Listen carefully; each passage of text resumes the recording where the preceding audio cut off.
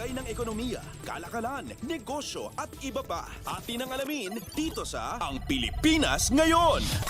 Magandang araw, narito ang balitang negosyo at kalakalan. Umabot na sa 2.5 bilyong piso ang kabuuang halaga ng loans na inilabas sa pamamagitan ng Expanded Rice Credit Assistance sa ilalim ng Rice Competitiveness Enhancement Fund o ERCA-RCEF. Batay ito sa datos ng Land Bank of the Philippines noong April 30, 2024. Ayon sa Land Bank, mahigit 15,400 mga magsasaka ng palay at 270 kooperatiba na may mahigit 21,300 mga membro o member beneficiary ang nagbenepisyo sa mga loan. Ginamit ang mga ito para sa produksyon ng palay, pagkabyaw at pagbebenta, pagpapahiram o relending at pagkuha ng mga makinaryang pansaka.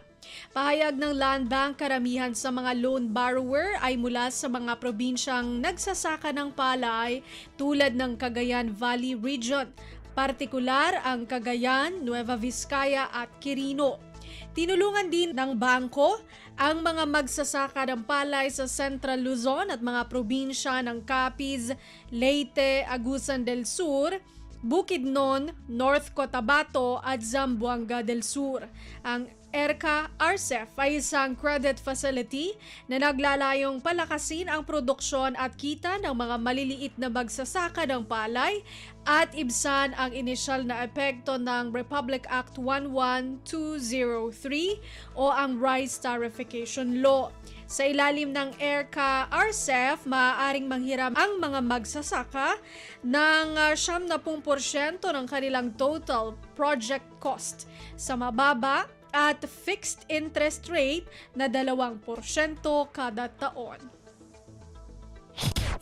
Lagay ng ekonomiya, kalakalan, negosyo at iba pa. Atin ang alamin dito sa Ang Pilipinas Ngayon. Ipinanukala ni Department of Finance o DOF Secretary Ralph Recto ang pansamantalang pagbawas sa taripa ng pag-aangkat ng palay upang tulungang ibaba ang presyo ng bigas. Sa isang panayam sa sidelines ng Philippine Economic Briefing sa Pasay City, sinabi ni Recto na bagamat bumababa ang pandaigdigang presyuhan ng bigas, ang pagbabawas sa taripa ng pag-aangkat ng palay sa 35% ay makatutulong upang bumabari ng presyo ng bigas sa mga pamilihan. Sa pamamagitan ng Executive Order o EO50 na inisyo ni Pangulong Ferdinand R. Marcos Jr. noong nakaraang taon, pinalawig pa ang pagpapatupad ng mababang taripa sa pangunahing produktong agrikultura tulad ng bigas. Ngunit ani Recto, magkakaroon pa ng hearing ang Tariff Commission tungkol sa pagbabawas ng taripa. Kinakailangan kasi anyang balansehin ang pangangailangan ng mga magsasaka at ng mga consumer.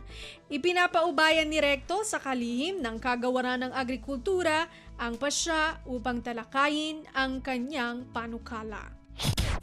Lagay ng ekonomiya, kalakalan, negosyo at iba pa. Atin ang alamin dito sa Ang Pilipinas Ngayon. Pangwakas sa ating balitang negosyo at kalakalan, nakikisanibpuwersa ngayon ang GCash sa talent sourcing firm Icon Manning Solutions upang tulungan ang mahigit 2 milyong overseas Filipino workers o OFWs na matuto sa financial literacy habang sinusuportahan ang kanilang mga pamilya sa Pilipinas.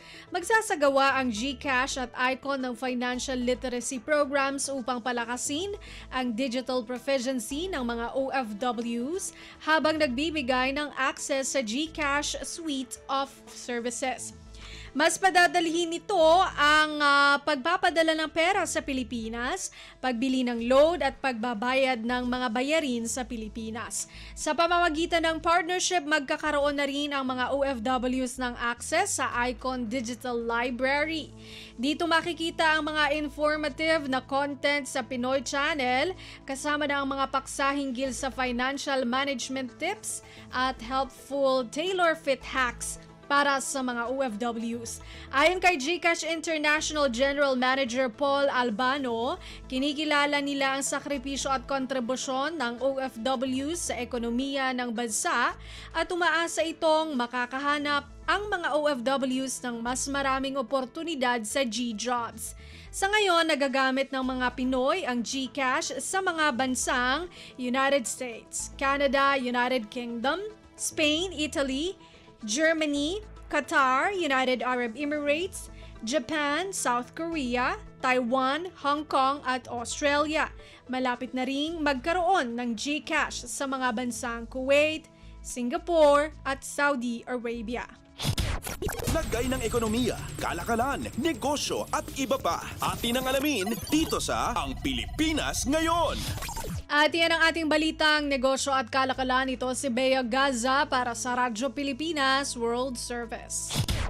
Lagay ng ekonomiya, kalakalan, negosyo at iba pa. Atin ang alamin dito sa Ang Pilipinas Ngayon.